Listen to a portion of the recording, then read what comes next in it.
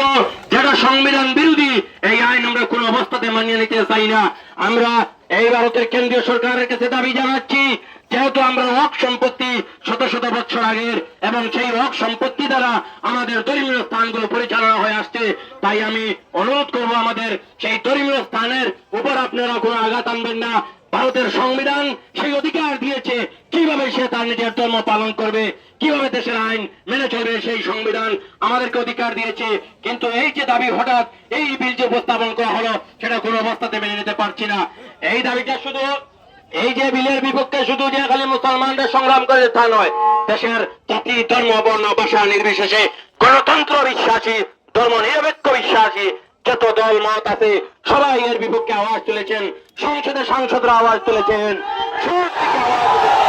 আমাদের সেই দাবি মানতে হবে, আমাদের দাবি মানতে হবে। আমাদের এই আন্দোলন চলবে, শান্তিপূর্ণতা হবে।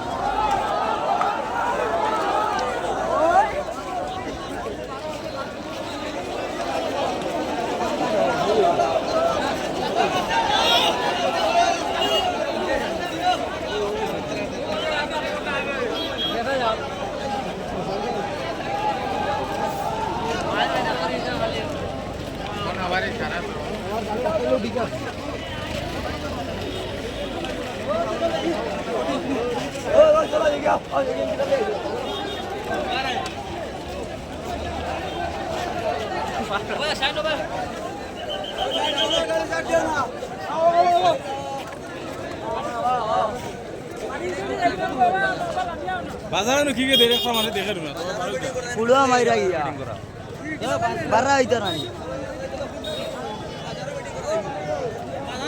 রাস্তা বন্ধ করে ফায়সালা হইতা না